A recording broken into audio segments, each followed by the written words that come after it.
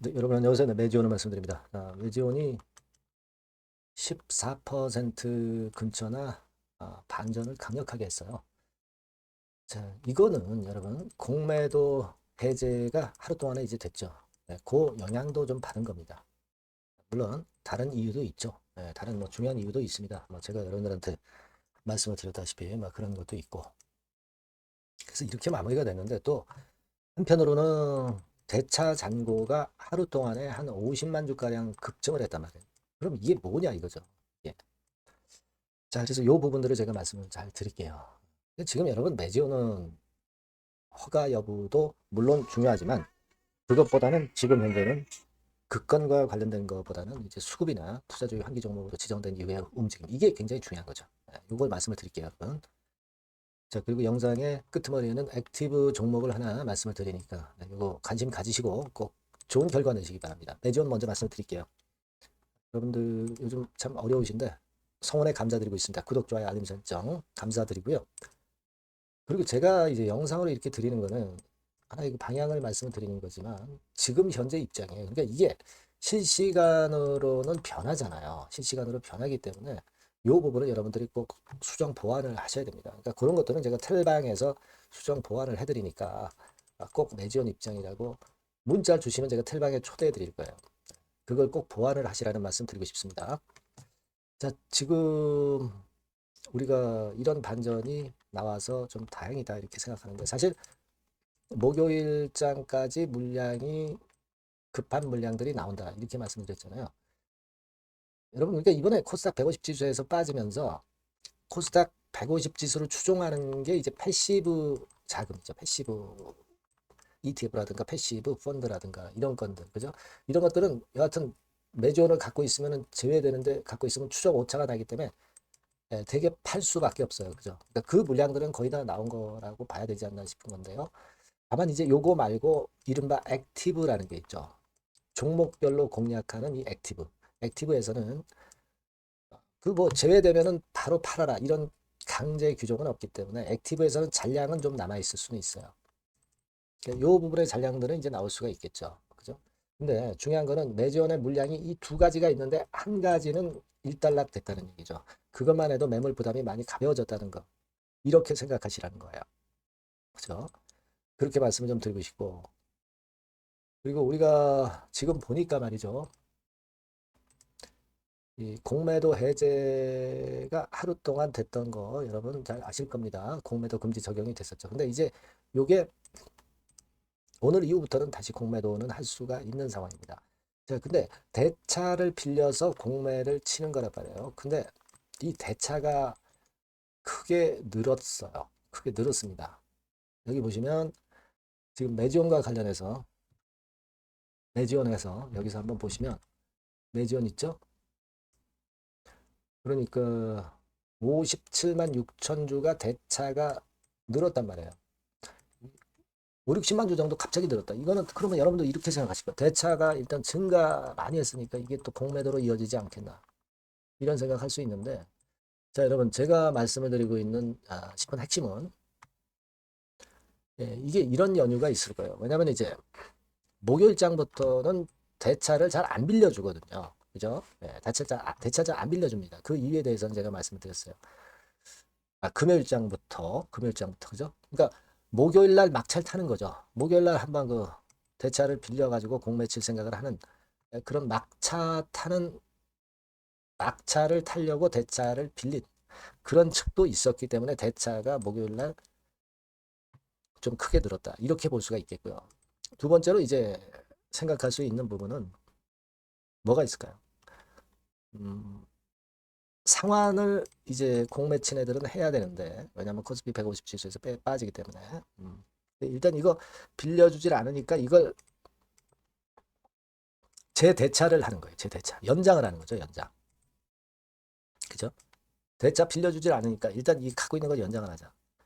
그러니까 요 재대차 물량도 대차 증가한 걸로 잡힌단 말이에요. 그래서 수치적으로 증가했다. 이렇게 볼 수 있는 겁니다. 그죠? 그리고 또 하나는 이 대차라는 게 꼭 공매로 이어지진 않는단 말이에요. 차익 거래나 또는 뭐 해지용으로 필요하기 때문에 대차를 빌리는 거 그런 측면들이 좀 있습니다. 그러니까 이게 어떤 공매를 불러일으킬 대차 증가가 아닌 물량이 늘어서 대차가 증가한 것이다. 이렇게 볼 수 있다는 거예요. 이렇게 그 생각을 하시면 될 것 같습니다. 예, 그죠? 네, 제가 일단 좀 알기 쉽게 설명을 좀 드렸으니까 여러분도 아마 감을 잡으셨을 것으로 그렇게 보여집니다. 그러니까 중요한 팩트는 뭐냐면요. 여하튼 패시브 쪽 물량은 많이 거의 다 나왔다. 그죠? 다만 액티브 쪽 물량만 좀 남아 있는 것이다. 근데 전체적인 물량이 패시브가 다 빠져나왔기 때문에 물량이 줄어들 수밖에 없죠. 매도 물량이.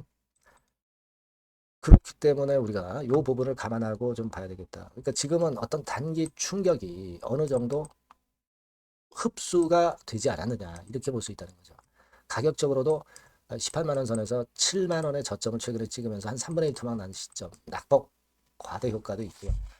이런 부분들을 좀 감안을 해야 되지 않겠나. 저는 그런 말씀을 좀 드리고 싶은 겁니다. 외인들은 좀 들어왔죠. 기관은 대량 매도를 쳤는데 투신 같은 데는 이거는 이제 펀드 물량이에요. 펀드. 그죠? 금융 투자는 그럼 어떻게 되느냐? 금융 투자는 이건 ETF에 설정이 돼 있으면은 ETF에 설정이 된 거는 이거는 뭐 일단 패시브냐 액티브에 따라서 좀 틀리죠. 그렇게 볼 필요가 있고 여하튼 투시는 이게 펀드 같은 데서 나온 물량이다. 이게 최고조에 달한 거죠. 결국 오늘이 이제 패시브 쪽을 팔 수 있는 마지막 날이니까 되게 그렇게 우리가 감 잡을 수 있겠다 하는 생각을 합니다. 매지온이 이번에 투자주의 환기 종목으로 지정이 되면서 참 어려운 그런 상황을 맞이를 했습니다만은 거기서 좀 벗어나는 그런 기미가 좀 있는 것이다라고 우리가 해석할 수 있는 지금 현재 상황일 수 있습니다.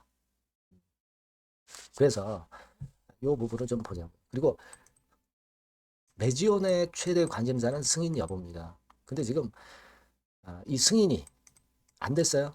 허가가 실패가 됐습니까? 임상이 실패를 했습니까? 아니거든요.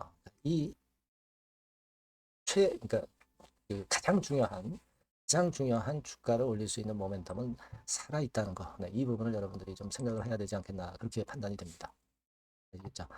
아까도 말씀드렸지만 우리가 이 영상은 항상 느리니까 여러분들이 꼭 실시간으로 체킹을 하고 같이 소통을 하는 게 굉장히 유리하십니다.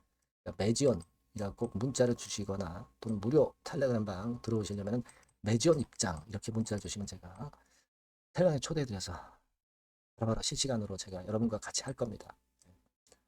어려울 때는 같이 머리를 맞대봐야죠, 여러분. 그죠? 그렇게 봅니다. 문자 많이 주시고요. 그리고 제가 액티브 종목을 말씀드린다고 했으니까 요거 매매 잘하셔서 대박 내시기 바랍니다. 네, 여러분 이제는 말이죠. 액티브 ETF가 새로 출범하는 거를 여러분들이 잘 알고 이 액티브 종목을 집중 공략을 하셔야 됩니다. 그래서 제가 액티브 종목을 말씀을 드릴 거예요. 그러니까 여러분 요즘 그 지수 ETF를 투자하는 것은요, 네, 이미 한물 가버린 겁니다. 네, 이제는 지수가 한 차례 큰 폭으로 급등했다가 흔드는 그런 패턴이기 때문에 이제는 다시 그 코스닥 쪽에서 출범하는 액티브 ETF를 봐야 돼요. 근데 여러분들이 뭐 ETF를 하라는 말씀이 아니라 그 액티브 ETF에 편입이 될 종목을 해야 된다는 거예요. 네. 그냥 뭐 개인들 사는 종목들이 되는 건 절대 아니고요. 실제로 이 액티브에 편입이 되는 종목들, 네, 이런 종목들만이 차별적으로 또 큰 시세를 낼 거예요. 물론 여러분 코스닥 쪽 액티브 쪽 ETF가 새로 출범하는 겁니다, 여러분. 그걸 여러분들이 주목을 하실 필요가 있다. 그래서 여기에 대한 말씀을 제가 드리려고 해요. 그래서 삼성하고 타임폴리오 쪽에서 먼저 이제 시작을 하는데 시작을 할 따름이고 이걸로 그냥 끝이 아니라 계속 연이어질 수 있다는 부분들을 여러분들이 생각하셔야 됩니다. 그러니까 결국 이제 이 기관에서 만드는 이 기관에서 만지는 종목들만 될 수밖에 없는 그런 패턴이 될 가능성이 높다는 거죠. 아마 기사들을 통해서 어느 정도 여러분들이 감 잡고 계실 겁니다. 그거거든요. 그래서 우리가 이 액티브 종목을 해야 된다. 이걸 우리가 공략을 해야 된다. 이 말씀을 좀 드리고 싶은 거예요. 네. 다시 말씀드리지만 지수 ETF 쪽 관련주들은 사실 한물 갔습니다. 이제는 진짜 그 종목들 중에서 액티브 자산운용 쪽들이 간택하는 종목들만 간다 이거예요. 그래서 여러분도 잘 아시겠지만 이제 삼성 액티브하고 타임폴리오부터 이제 시작이 되는데 이게 그냥 한 달 뭐 이렇게 해서 끝나는 게 아니라 계속 뭐 몇 달간 계속 이어질 거다라는 얘기죠. 이 부분을 주목하셔야 돼요. 삼성에서는 예를 들면 코스닥 핵심 성장주에 집중 투자를 합니다. 어리버리한 종목들은 투자를 안 한단 말이에요. 그러니까 이런 쪽만 올라갈 거예요. 그리고 타임폴리오 같은 경우는 신성장 종목. 이쪽을 주로 공략을 하는 거예요. 그겁니다, 여러분. 그래서 여기 그 제가 설명을 드렸지만은 국내 증시 역사상 최초입니다. 코스닥 비교지수 액티브 ETF가 등장하는 겁니다. 그러니까 기초 지수를 단순히 복제하지 않고, 그러니까 지수 쪽 ETF가 아니라는 얘기예요. 지수 쪽 ETF는 주로 이제 패시브라고 그러죠. 패시브. 펀드 매니저가 종목과 비중을 직접 결정을 하는 거니까 우리는 여기서 이 종목을 잡자 이거예요. 아시겠습니까? 시총 상위주에 대한 쏠림 현상이 됐던 거는 이거는 지수 ETF예요. 그죠? 그러니까 종목별 차별화 장세 대응에 용이하다는 겁니다. 이걸 우리가 명확히 파악하고 대응을 하셔야 된다는 얘기예요. 그래서 여러분 여기 나와 있지만 액티브 ETF하고 패시브 ETF하고 비교를 한 거 나와 있습니다만 패시브 ETF는 지수에 투자를 하는 거고 액티브 ETF는 종목에 투자를 하는 거다. 모든 종목 투자하는 게 아니라 엑기스 종목만 한다 이거예요. 그러니까 시장 지수 대비해서 초과 수익 날 가능성이 상당히 높고 운용력이 종목과 비중을 직접 선택하는 거다 이런 얘기죠.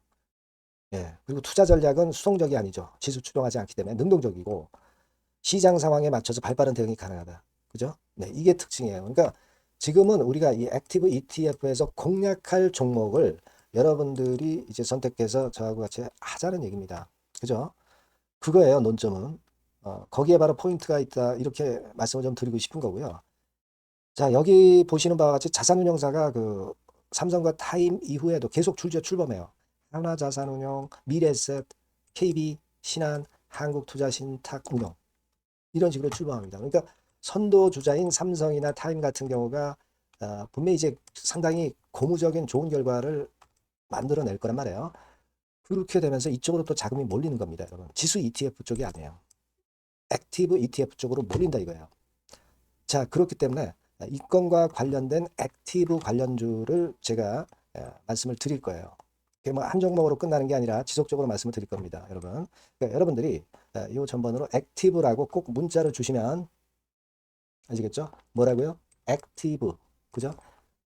능동적인 그런 뜻이죠. 액티브라고 문자를 주시면 제가 그 종목과 매수 타임과 매도 타임과 중간중간 AS까지 드릴 거예요. 액티브라고 꼭 문자 주셔서 이번에 한번 좋은 기회 한번 발견해 보시자고요. 네, 아시겠죠? 네, 감사합니다.